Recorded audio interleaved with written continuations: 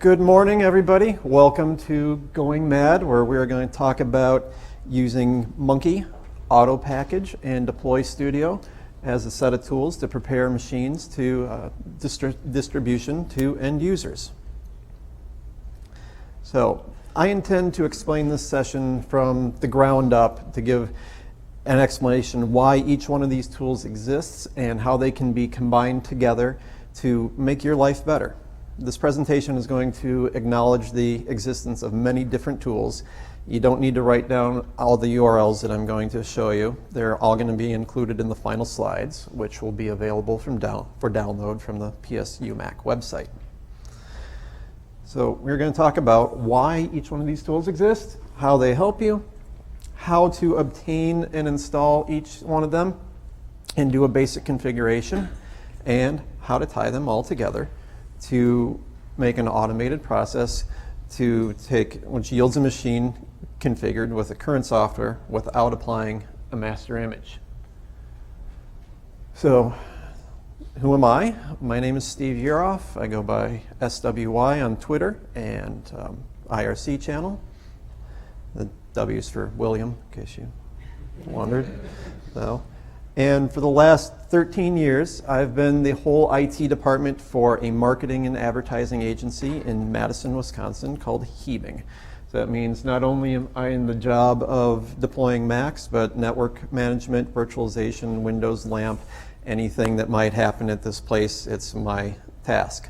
So what you're going to see is largely, it's crafted around the tools and the solutions that fit my needs and solve my problems to keep a 75-person creative agency current.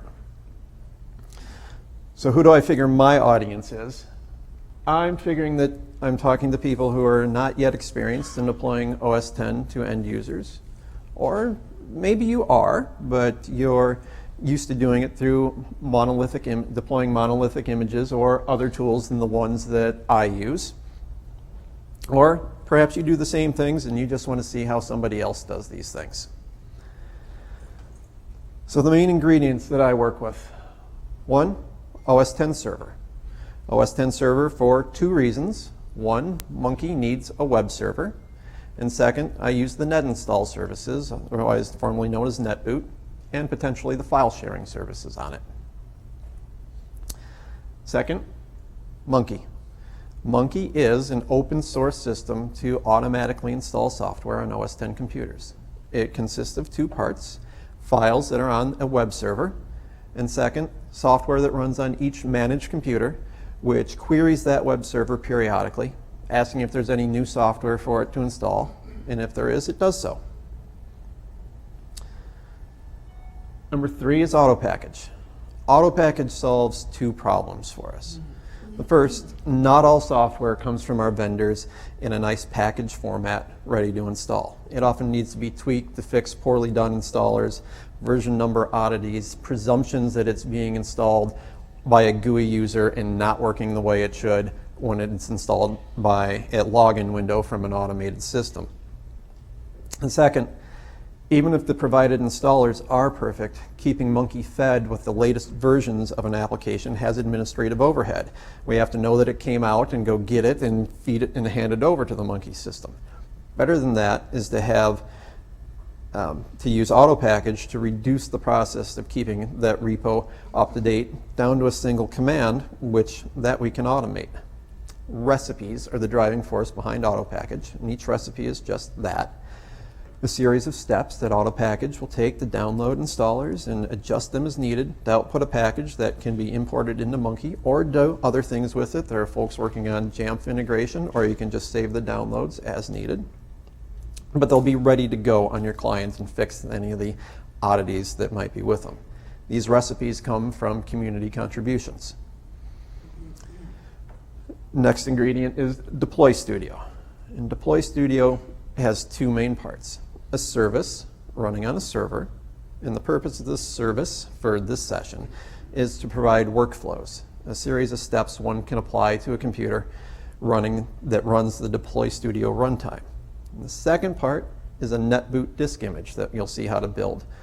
which is how a computer runs that DeployStudio runtime and leaves the internal volume free to install software, documents, profiles, even run and put down full images if needed.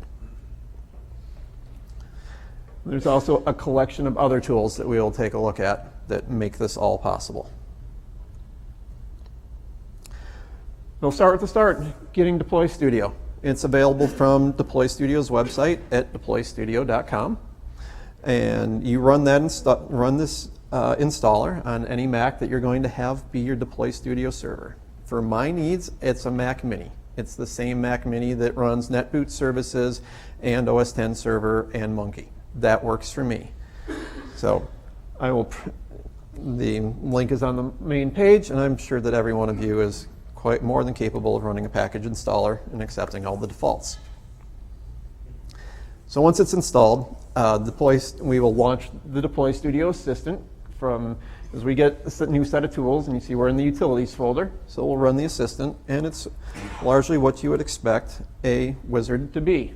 The first question is, do you want to start up the server on this computer? And we do, because this is going to be our DeployStudio server, and we'll take that first default option of setting up a DeployStudio server. You'll need the assistance of your DNS admins at this point to get a server named for your DeployStudio server. And a pro tip that I recommend is that you name your services as aliases and give your machines real names, because it makes it a whole lot easier down the future if you want to break your services out and move them to new hardware if it's just a DNS alias record to point from old machine over to new machine. So in this login, any user from a bound directory can be used to authenticate. This is the first one in our setup, so it is a master. And this question is, where are we going to store DeployStudio stuff? A local folder is the right choice if you're booting a computer off of a dedicated local disk, a USB or Thunderbolt disk that you'd plug in for DeployStudio use. But we're going to use NetBoot for this project, so a network SharePoint is the right answer. DeployStudio needs a file server to hold all the things it can offer. I'm going to guess you probably have an administrative file share someplace where you can make a folder and store the DeployStudio stuff. So what sort of size are we talking about? Like anything, it depends, but it's always easier if you take something with a whole lot more headroom to grow into than on the low end. But if you were to replicate what we're going to look at in this session, it would take under a gig.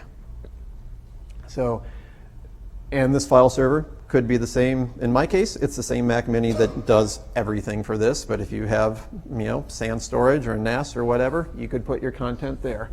You would teach the DeployStudio server how to authenticate with the account that can read and write to that share, and it will check these credentials here before it lets you continue.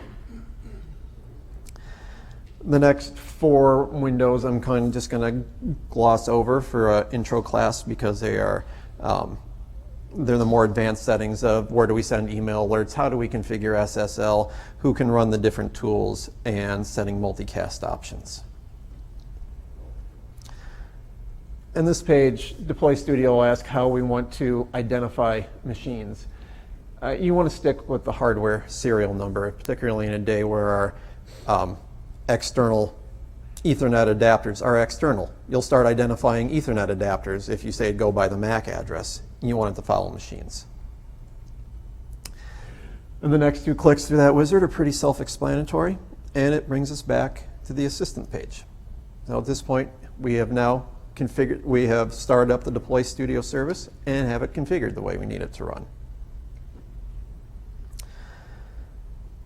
Back on the 5th screen of that wizard, we declared a network repository as the folder, as the root of our DeployStudio installation.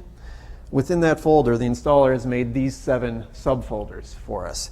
And these are the folders where DeployStudio will store different categories of assets that it uses. Later on, we'll be returning to both the files and scripts and packages folders. So the next step is to create a disk image or an NBI, a NetBoot image, which the assistant is going to help us with. And it does that by reading the operating system from a local volume and combines the DeployStudio runtime app on top of it, making a bootable disk where there's no login window or finder, but it runs straight into the environment that talks to DeployStudio servers and does that exclusively. That's the only thing it does.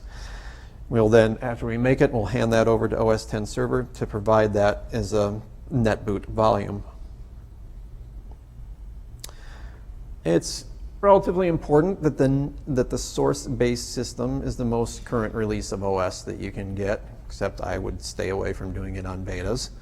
But in the system name, second entry is going to be what shows up in the startup disk preference pane, or is found by holding down options. So DSR is for DeployStudio runtime, that's the default, and the OS version it's built off of. This question is, how are we going to find our DeployStudio servers? Do you want to look for them all over Bonjour, or do you want to say this specific one and number 2 is a backup? Since we're just talking about a basic configuration, we'll just only be concerned with the first one, really. But there's an opportunity for redundancy. If you want the machine to NetBoot and authenticate straight into the DeployStudio server where it gets to the point of here's the things we can do, you can put that right in there. If you leave these blank, you'll have to type your authentication in when it gets there. It doesn't display the login, doesn't enable the login, rather the runtime log window. By default, I really like having that on because you need to see logs of what's going on. So you'll find that very useful. I also like setting a custom image in text. It does not come with a cat chewing on a camera in it. I just like it. When I have a machine on my desk and I see that image, I know it's NetBooted in the DeployStudio environment. But you do what you want in there. By default, it'd be the Maverick splash, the wave splash. And then the next step is to just where do you want to save it? And the default route for NetBoot images on OS X server is library NetBoot SP0.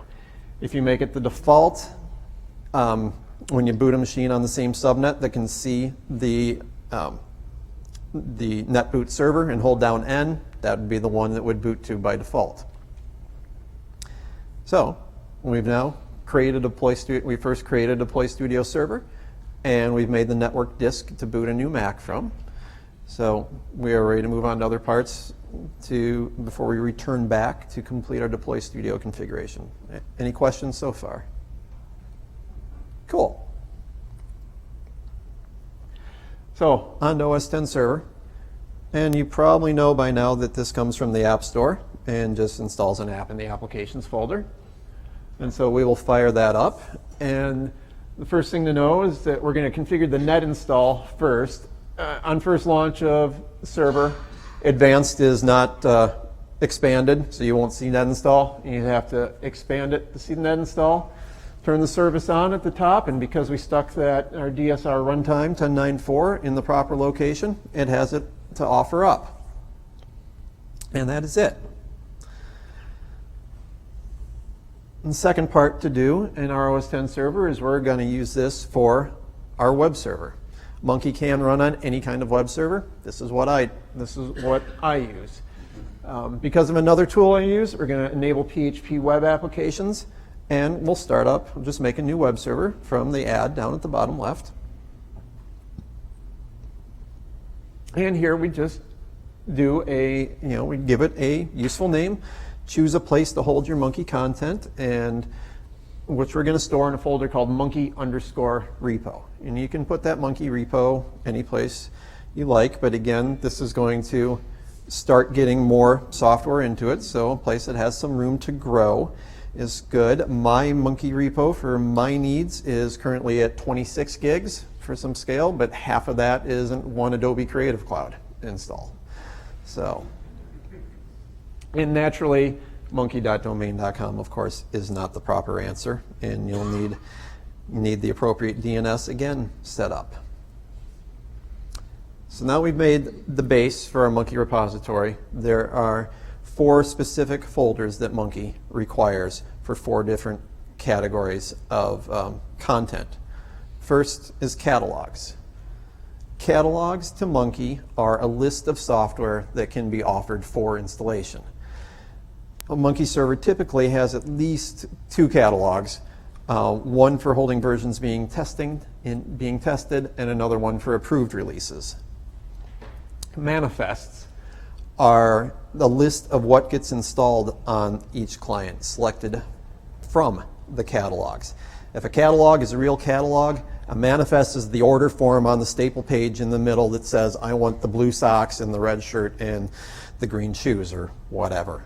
So, packages are where the installers will go, and packages info holds the metadata about the installers. Each installer has a package info file that goes with it that describes what it should do.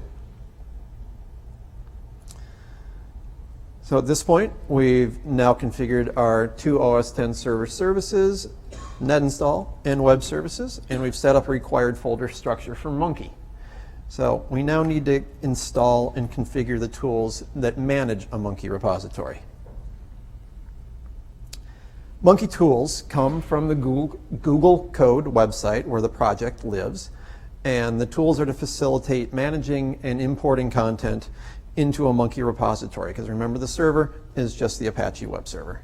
It's a standard package install, which again you know how to do, and all the tools that it does go into the path user local Munki, and those tools are all Python scripts. So we will need eventually to get these tools on both the server and the clients, but I'll turn back to DeployStudio to get them on the clients. One of the tools that gets installed is munkiimport, and it does what it sounds like. It's for importing things into a Munki repository. And the first thing we need to do with it is tell it where our Munki repository is and how we like things done. So we do a user local munkiimport with the configure option on it, and it starts asking some questions. Where is your Munki repo URL? That's what we just defined in the web server setup.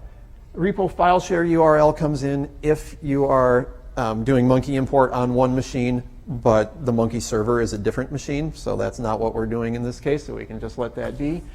How do you like your package extensions on your package infos? They can be plist, they can be .packageInfo, they can be nothing.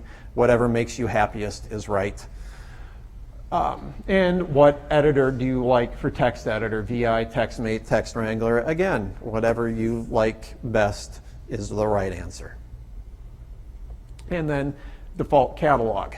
Like I said, you probably really want to have at least 2 catalogs, one for a testing group and one for things that nothing blew up, and then we'll move it over to the production status later. And you want to bring things into testing by default because you're not this guy. Thank you. I have no gifts in this or anything, so that's all you get.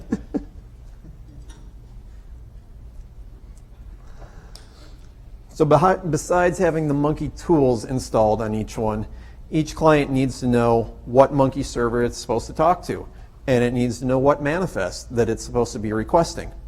That configuration gets saved in the file library preferences managedinstalls.plist. There are a couple ways you can get this file. You could download it from the Google host, the Google Home on Google Code. You could just grab the text from there and edit as appropriately. Another way to do it is through defaults right.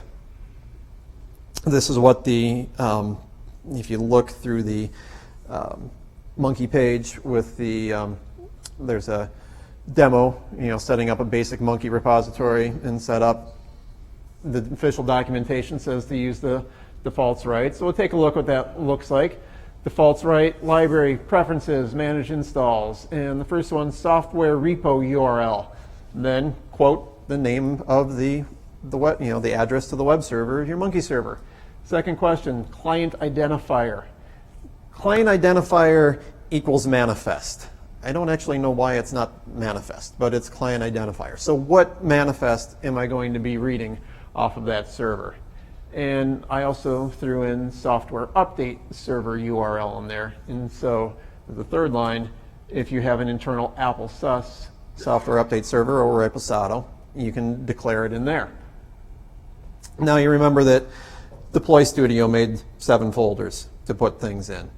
First, the next thing I want to do is get that managedinstalls.plist that I just made as a default into the DeployStudio root files folder. So I can declare that as a file that DeployStudio is going to install. This isn't absolutely key for a basic install of doing Munki AutoPkg and DeployStudio, but I really like it, so I decided to cover it. It's an add-on called munki-enroll, and it too comes from a GitHub host or GitHub source. Remember that manifests are files stored on the Munki server. They're the order form in the middle of the catalog, and so they indicate what software goes on each machine. Munki-enroll exists to automate making a unique manifest for each machine that checks into the Munki server and adjusts that machine to seek the new manifest. You don't have to have unique manifests for machines. I didn't for a long time, but I learned that life is easier if you do have them, because probably eventually, at least in my world, somebody needs something different from the rest, and I can't just have one, even for a group of machines. It works just better if they have them on their own. So an important thing to know is that manifests can include other manifests. So I have ended up with many manifests that don't install anything on their own, but they just exist to call the group of approved software. But now I have an infrastructure there that when this person needs one thing different than everybody else, I can say, in this manifest that you first read, you get this special piece of software and all the things that everybody else gets also. It makes life easier. So how do we use it? We just grab the zip file and expand it. And it's obviously very small. And we have 3 steps. The first one is we copy the munki-enroll folder into the Munki repo root. So now instead of the 4 folders, the catalogs, manifests, packages, and infos, we have one more in there. Second, we tweak the included munkienroll.sh script to be appropriate for your environment. HTTPS munki/munkienroll is not right for anybody. So you would make that one match your environment. And so what happens is then we get this script run by each client. It gathers up the current manifest name and machine name and takes those variables and it curls a PHP script. And when it does that, that PHP script is on the server. And when that script sees those variables passed to it, it goes and makes a new manifest with that based on that machine name and takes the original manifest and makes it an included manifest within the new one. And at the last line with the defaults right, we rewrite the client identifier, which is what pairs up and which is what declares read this manifest, into the new one, into the new value, which I use the host name for mine. So we then need a way to get every machine to run this script. There's a couple of ways to do this. Munki supports creating package infos with scripts embedded. It's a type of no package, just like it sounds. There is no package, it just does a script. They work, but they have a downside that using no package requires the administrator to provide some sort of tracking of this script has already been run on each client. If a bug or an edge case is found, it starts, and you update it, and then it starts getting unpleasant to track that has version 1 been run, has version 2 been run, and you're on your way to reinventing Apple's receipt system, and you don't want to do that. A better way is to make a package that runs a script and leaves a receipt for it. We'll use Greg Nagel's payload-free package template from his blog at managingos10.wordpress.com. With this, Greg has provided a template package and documentation of which values and which files need to be edited. So when you download his package, right-click on it to see the contents, and the first one is inside the contents info.plist. It might be hard to see, but we set a bundle identifier and a version number for our package. And then within contents resources, whatever language you're working in, .proj, probably en.proj, but languages as appropriate. We set a description, set those two description strings in there. And the third one is he gives a blank placeholder for the post-flight script, which is that one that we saw a few slides back, to go in there. So we'd make those changes, save it, name the package appropriately. I called mine munkienroll.package. And we need to give this to Munki. The tool that imports software into Munki is called munki-import. And it's one of those that got installed in user local Munki. So let's take a look at it. User local munki-import, path to munkienroll.package. It goes and reads that inside that installer package and comes up with a lot of educated guesses about what we should call it. Munki-enroll, munki-installer. That was the text that I edited on those screens, 1 and 2 back. Where do we want to put it? Testing catalog. And we get down to the import this item, sure. And it brings the munki-enroll into the Munki repo, into the, we can see it there, the packages folder, and it makes the package info itself and puts that in the packages info folder. Asks if we want to rebuild the catalogs. Yes, you always want to rebuild the catalogs. It's kind of a common Munki troubleshooting thing that something was brought in, but the catalogs weren't imported, and therefore the expected behavior, or the catalogs weren't updated, and therefore the expected behavior wasn't seen. Always update the catalogs. So that's the last command line interaction with Munki that I'm going to show you, because I'm going to direct you to munkiadmin. munkiadmin is a great GUI for managing a Munki repository. A standard app to download and put in your apps folder, and on first launch it'll ask you where the repository is, and the answer of course is the munki_repo folder. So in Munki I make 2 manifests to start with. The bootstrap is what each client reads by default. So we just go over to the manifest section of the 3 headings on the left, new, make a bootstrap, and I'm going to put 1 package in that bootstrap, the munki-enroll package. Then we'll make a second manifest.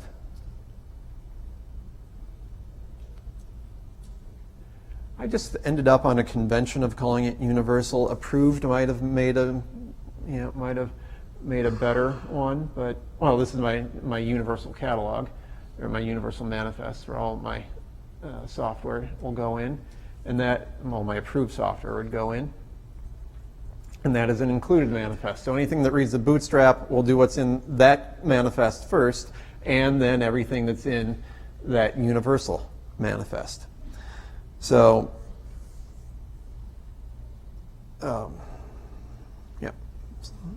So we've now seen how to use munki-import to configure Munki and bring in a package manually. Do you have any questions so far? Great, we'll move on.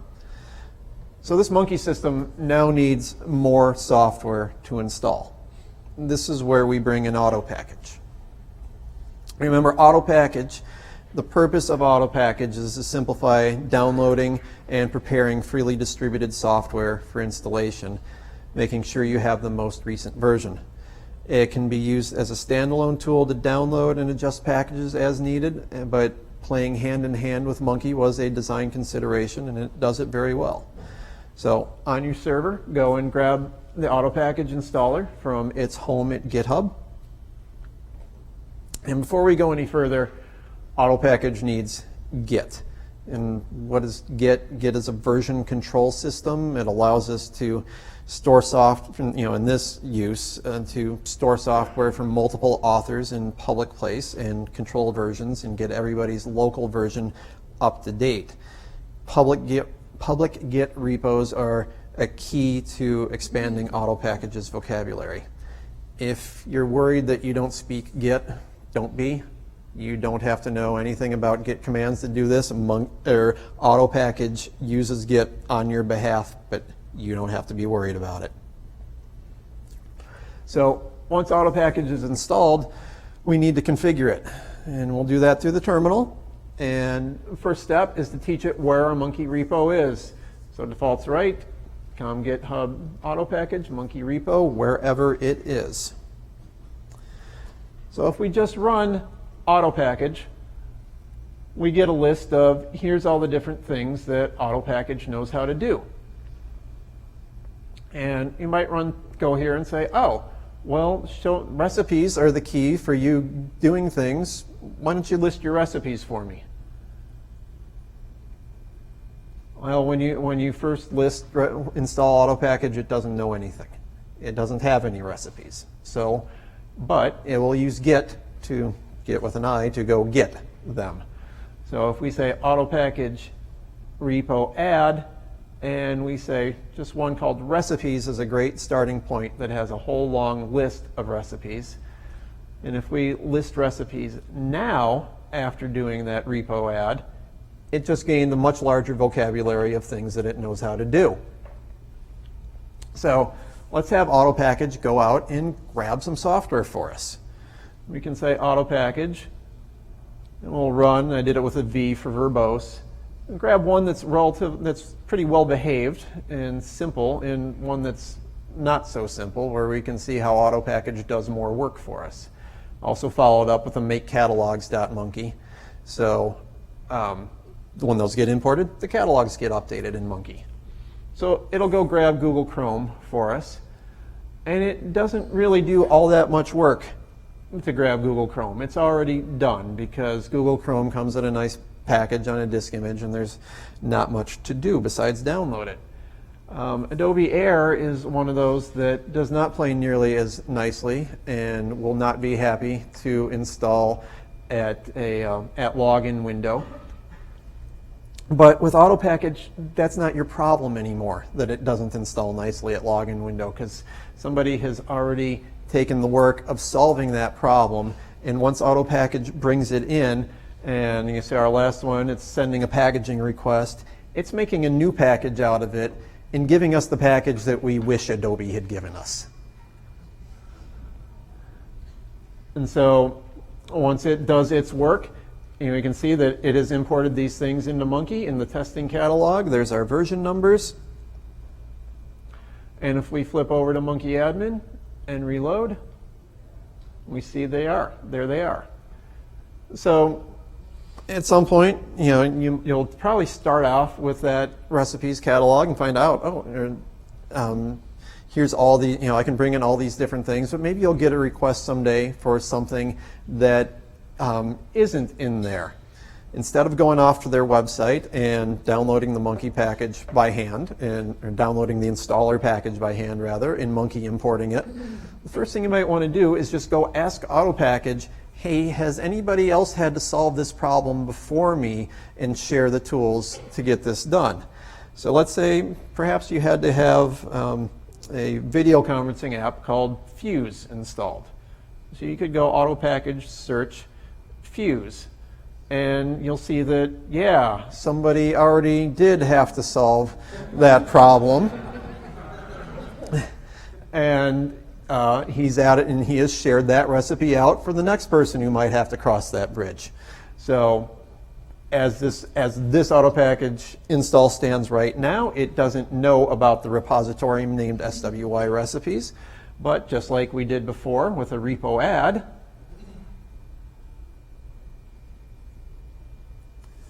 fires up Git, it brings down those recipes. AutoPkg's vocabulary just expanded a little bit more about what it can do. So we tell it to run fuse.munki and the make catalog step afterwards. It brings it down, imports it, and ta-da, there's one more thing in there.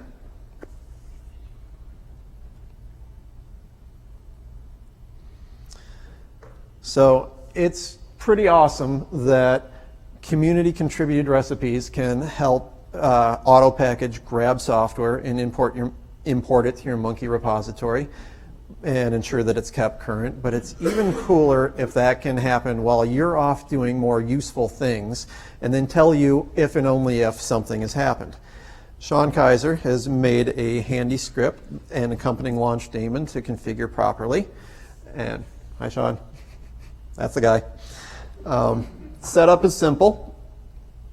We just edit 3 lines that define recipe list. Hey, AutoPkg, I want you to go get these things every time you run, in quotes. If something interesting happens, mail this user and run it as this user under this user account. The first time you get it, you'll run it by hand with a AutoPkg wrapper.sh followed by initialize.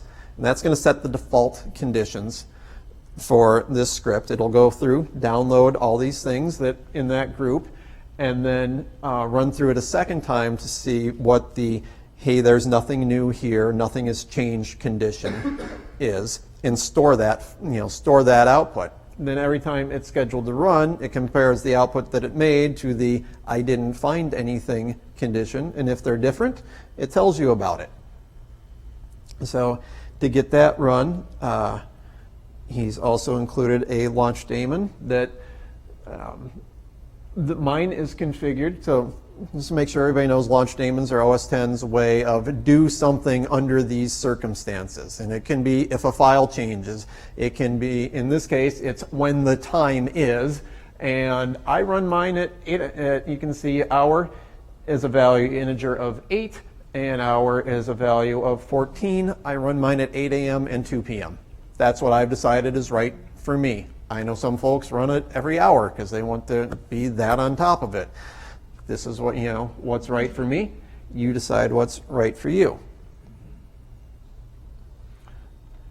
So once you have this automated and something happens, you'll get an alert through email. So here's a day that I picked mine, and we have 2 different conditions we can look at as a result of this output. And the first one is something went wrong in the FileZilla script on this day. Well, actually, nothing went wrong with it. Something changed on where it is. You can see it ends with a 404 not found. That's going to happen every once in a while.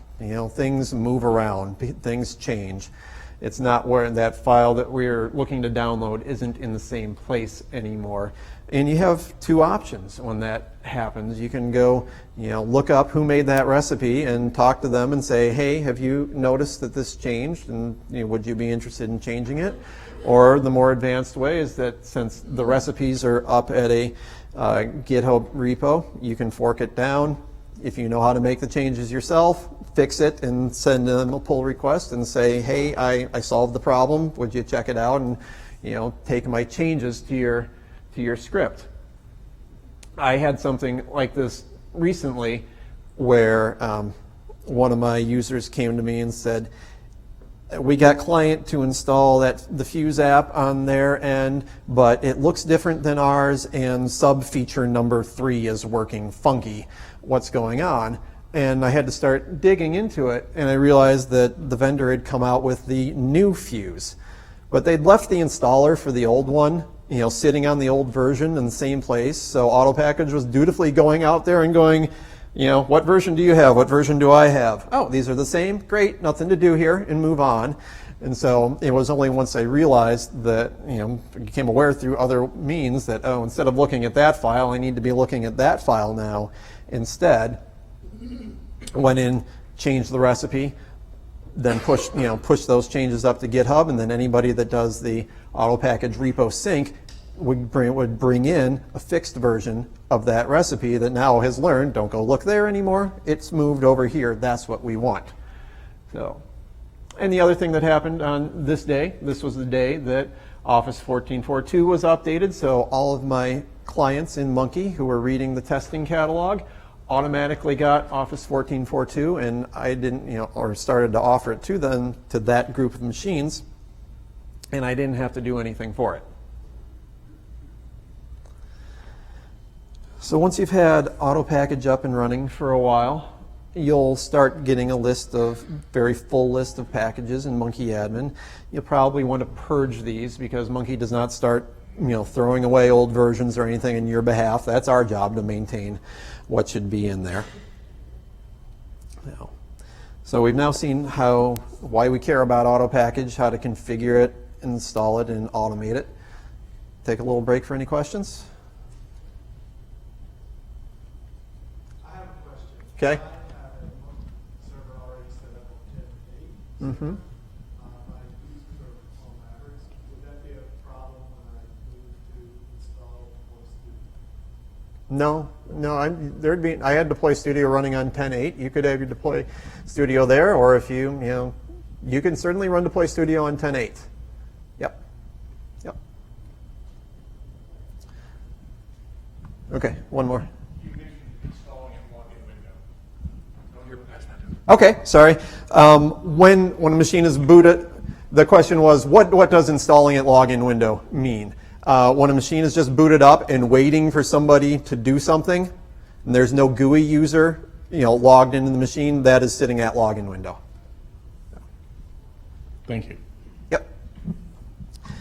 So a few more ingredients to put my whole deployment system together. The first one is that every machine needs a local administrator account on it. And a great tool from Magravelp is at his GitHub page, and it's very simple. It's just an app to run. And it's pretty much everything you already know about making a local user account on a machine. But when we do that and we put out name it with a package identifier for your package and a version, and save that, and we have a package that could be installed by Munki or by DeployStudio, and the result will be a local administrative account on the machine. You might not want every machine to have a local disk named Macintosh HD. You might want to set local, appropriate NTP servers, or configure anything else that can be done via script. I think Rich Trouton has done a great job by sharing his startup script. It is certainly, as is, not appropriate for your environment, but it's a great starting point to pick the parts that would be useful and maybe even give you ideas of things that, oh yeah, I never even thought about setting that option. And so as this is a script we would want to install, we would want to put that in a package. We would again return to Greg Nagel's payload-free package template to be the distribution tool to push that out. And of course that package could be done by DeployStudio, could be done by Munki. They'll both get the job done.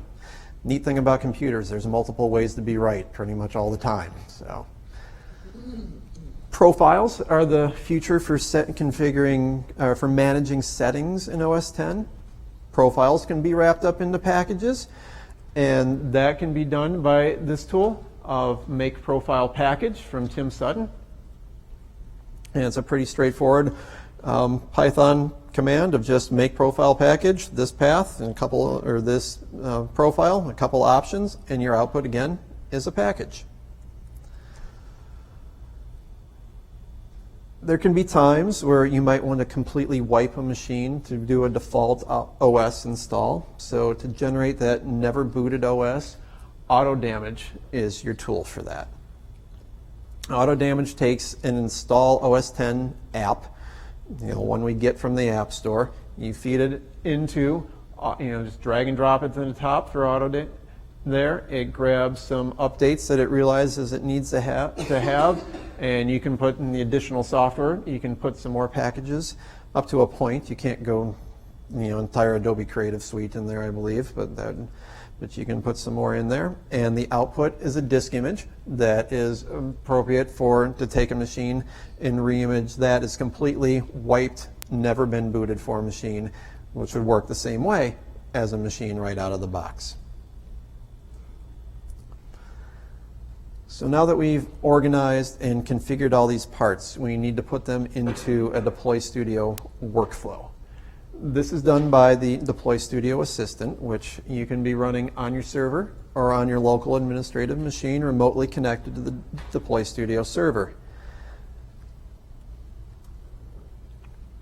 So we're going to connect to my demo machine. So this is what an empty one looks like for default workflows. So we start a new one with the plus, expand our drawer through the plus on the right, and just start dropping some tasks in here. And I will show you why my tasks are the tasks that they are to get things done for me.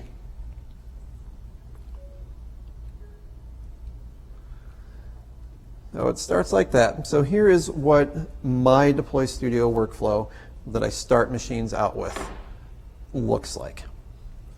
The first one is a form. I name my machines by hand through a company standardization of a mashup of first name and last name and the serial number, because I do one-to-one deployments of machines. That's what's right for my environment. So the next step applies those settings to that machine. We make sure the time is right, because the thing that's after that is an Active Directory bind, and those are time sensitive. And then we can start installing packages. So that just was done by taking the drawer and the type of package, and we just hit that pop-up window, and because I put that package in the right one of those 7 DeployStudio folders, it became an option to choose from based on its location. So I said earlier, we need the Munki tools installed on each one of these machines. That's how they'll get here. We made the default managedinstalls.plist, so that's install a file, and then it's going to go into library preferences. This is a script. I will touch on this one more.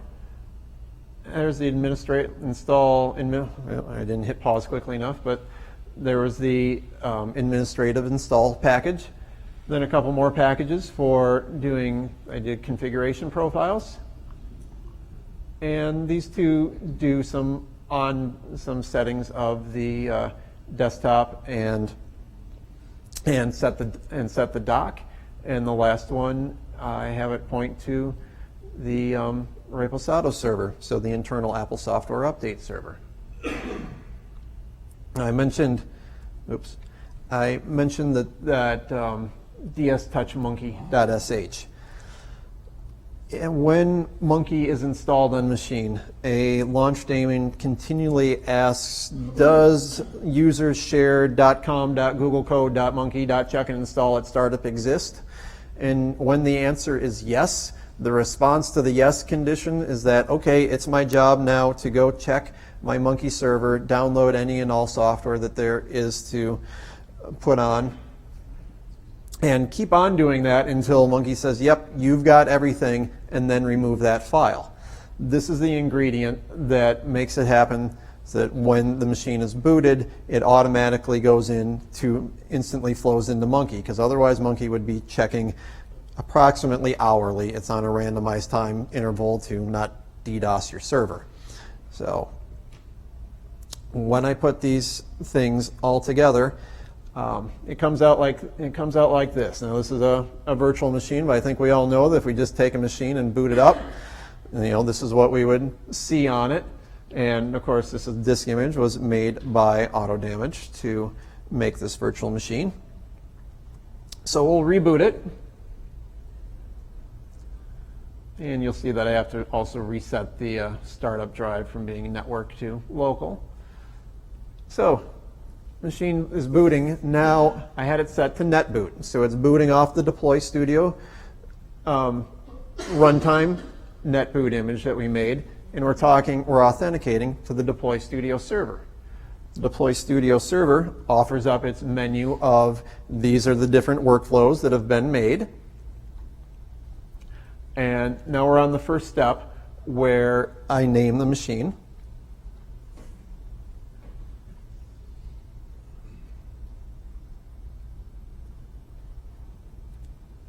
And it's going to apply that rename in there.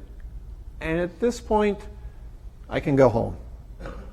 because it's on autopilot from here out. It's putting in all those different components from the workflow that we stepped through earlier.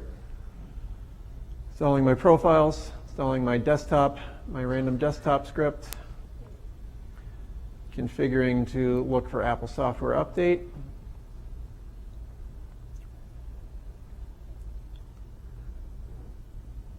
And so now, since I reset that to be booting off the local disk like it usually would, this might look like it's booting off the DeployStudio runtime with that image. It's not. It's booting off the local hard drive where it has cached up all the scripts and packages that it has been told to install by the DeployStudio runtime, and it's running them. It's deploying those scripts.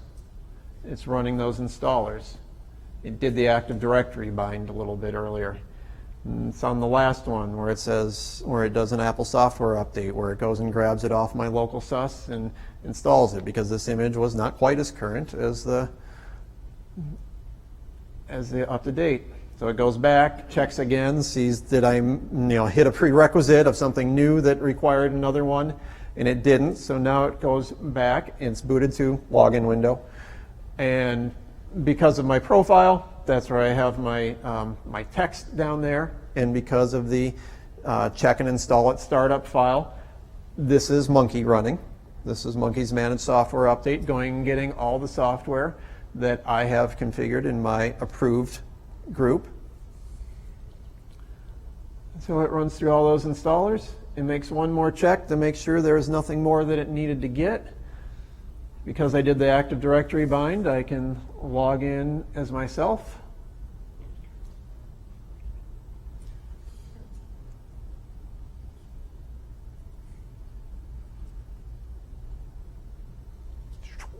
And it goes to a on-brand desktop from our pile of images, and you see that I've got a whole bunch of software that wouldn't have been on a machine right out of the box, installed automatically.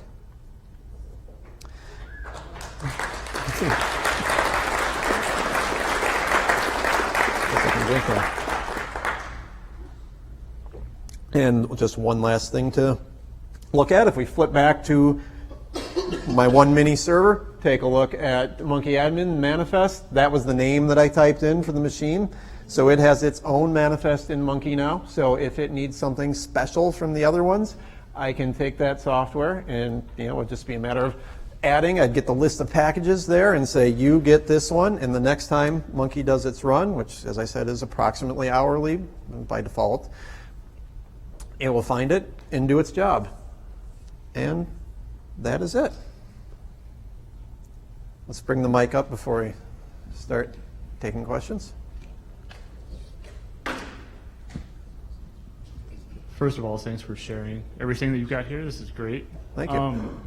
With Munki auto-enroll, in our environment, we have a naming convention for all Macs, and they tend to get shuffled around yearly to different users. So the Mac always keeps the same name, but for various reasons, we'll format it, bring it up from scratch using DeployStudio, and reissue it to somebody else. Okay. So the host name would never change in that scenario. I guess my question is it smart enough to link back up with the manifest that's already created? Will you get duplicate manifests when it automatically starts creating? Have you ever run into that? I have not crossed that bridge, so I don't know what the behavior would be in that circumstance, because my convention for my place, as I said, since it's one-to-one, I take each the individual, since I'm giving that one to you and that one to you, it's based on the name, and one, that would never be recycled for me. So I'm not quite sure what it would do in that circumstance. Thank you. Sorry.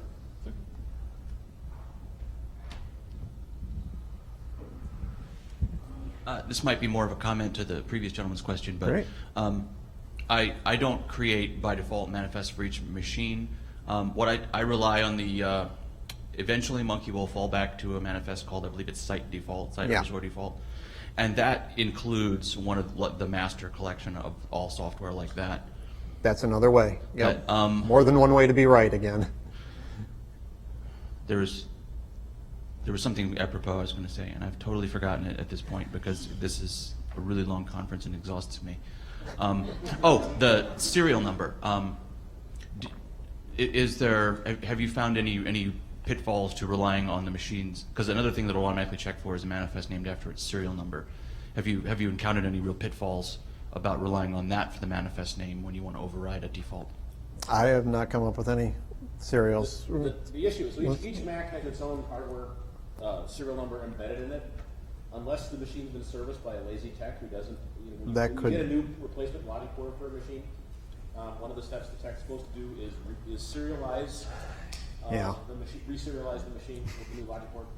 And if the tech forgets it, that serial number may be blank. Yeah, that is an edge case that can happen. That if something goes through and gets fixed, and tech You could be really scared about that. But doesn't restore it. I have not had it. Maybe it's just my size. If I was, at an education with thousands, obviously the probability goes up. I've never had that problem. Do you have any hardware considerations for setting this up? Well, as I said, I run mine off of a Mini, and it's not even a brand. It's like a pre-Thunderbolt. It's not that great of a Mini.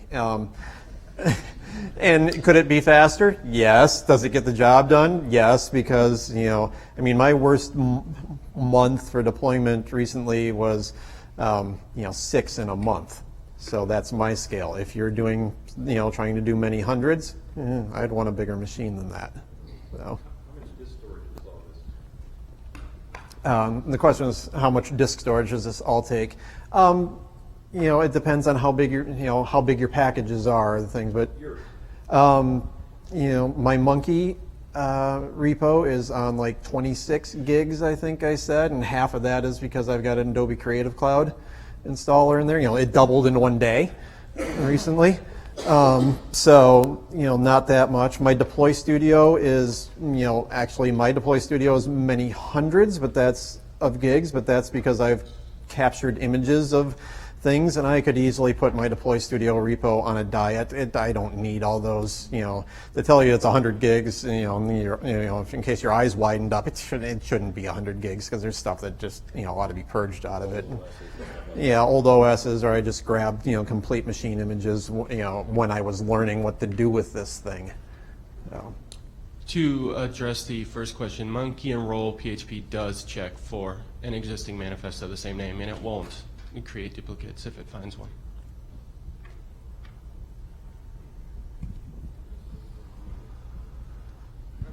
To address the question about people who are worrying about the performance, Munki checks with the server once an hour, but it's actually randomized. Right. So all your computers won't bombard your server at the same time. Yes, thankfully. Otherwise, it'd be an awesome way to DDoS your server.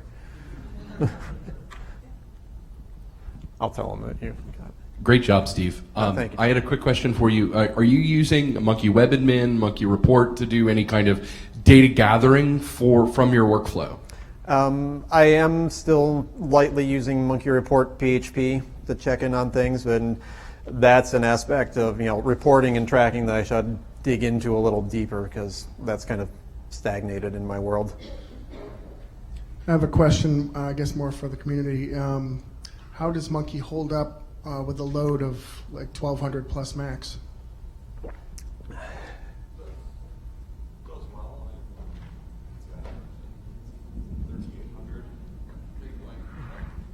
It does well. I have 3,800 or so. I've got it spread across 4 servers. With respect to performance, we have our main Munki box is a Mac Mini current shipping with extra Thunderbolt Ethernet, and it'll fully saturate both gig links on it. There's a couple down in front you might not be able to see.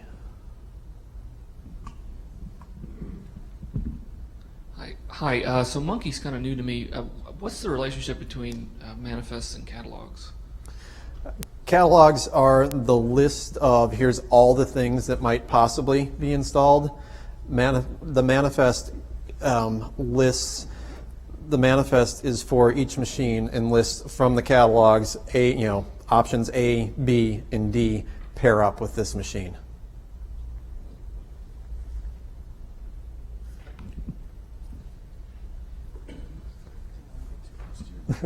You moved away too fast. For the DeployStudio images that you're building, how are you under the gun to have to turn around new Apple hardware? Because for those who may not know, new Apple hardware that comes with a new special, commonly referred to as forked version of the OS, Right. requires that specific version of the OS. And how do you balance? Because right now we're in a good place. Everything runs on 10.9.4 and we're all happy. But tomorrow we get some new device that requires a new version of OS 10. How do you reconcile that? My experience is that I've been able to still use the DeployStudio runtime of previous versions. I certainly wouldn't rip out the whole, when brand new hardware, you wouldn't replace the OS on that previous version, but I found them, bootable to the DeployStudio runtime. Have you run into situations where they wouldn't boot? No, but sometimes I just dance around a little bit more and one off something like that. Now, see that, I try booting it off of my, I'm going to default it. It's probably going to work well enough for the purpose of getting the booting an OS and getting the DeployStudio runtime, which is up and talking to the server to do its stuff. That the times that I've tried, it's worked. Yeah, no audio, lack of video acceleration, not a big deal. Exactly. Yeah. If the audio's funky, okay.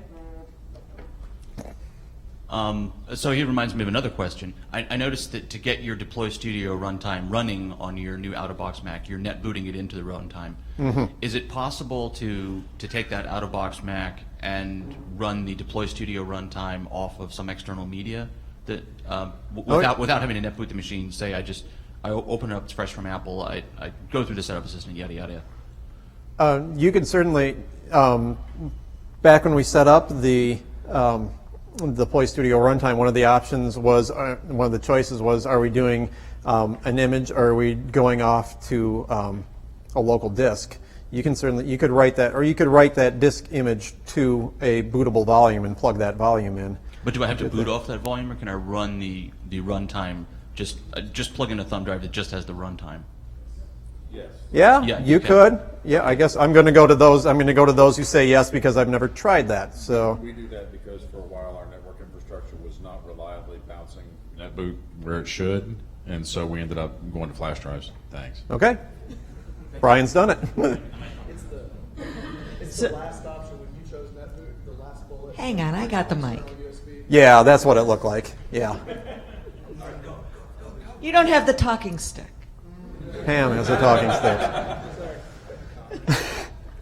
Relating to your question about when you get new hardware, what happens? The reality is we aren't using DeployStudio to deploy an OS. So that almost doesn't matter. You're going to get your OS on your machine, on your Mac, because we're not supposed to use the word machine. You're going to get it on your workstation, and it's going to work. All the other stuff is what you're going to deploy from DeployStudio. We're not doing monolithic imaging. That doesn't matter anymore. It's hard to get out of that mindset. But when you think about it, no matter what computer you've got a recovery partition on there. Assuming it's a modern day computer, you have a recovery partition on there. If you really need a new OS, you can download that. I think he was talking about the NetBoot image. Yes. Yeah, getting the system up. The NetBoot image itself, right? Yeah, well, Will that work? Well, and the other, I just thought this ought to work if, you're concerned that brand new machine has, special snowflake version of OS that, isn't in other places. And you wanted to apply these concepts to it, target disk mode that machine, hook it up to something else that doesn't need special version of it. Would that work? Yeah, because when you create the DeployStudio runtime, it prompts you which OS do you use as a source. You point it to the PD. Yeah, point it to that external. Yeah, you get your choice of, or do you want to put it to that external disk over there, and that ought to work. So just to add on to this conversation, we've actually run into this, and I was going to share our experience with it. Please. So we have sadly we do not have new enough Macs everywhere in our institution. We have some 10.5, we've got some 10.6, very few, less than 5 for the video that's recording us. We're mostly 10.8. But for those, what we do is we actually will create NetBoot images and USB stick images that we keep on a store somewhere that anybody can just create their own flash drive if they need to quickly boot directly to DeployStudio for 10.7, for 10.6, for 10.8. So if we run into hardware that can't boot from our newest 10.9 DeployStudio stick, we have other sticks that are running the base 10.8. The base 10.7 that DeployStudio grapples onto to create that boot media. Because DeployStudio will use whatever the host OS you're currently running at the time to create its bootable media. So if you run it from 10.7 machine, it will create 10.7 bootable media. So that's how we got around that. Very clever. Cool.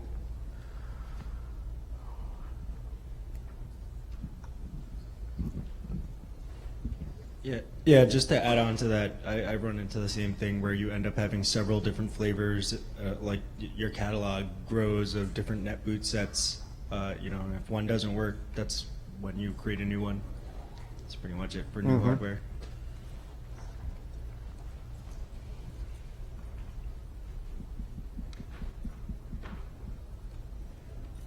Well, I think we've exhausted the questions, so thank you, and send you off to lunch 9 minutes early.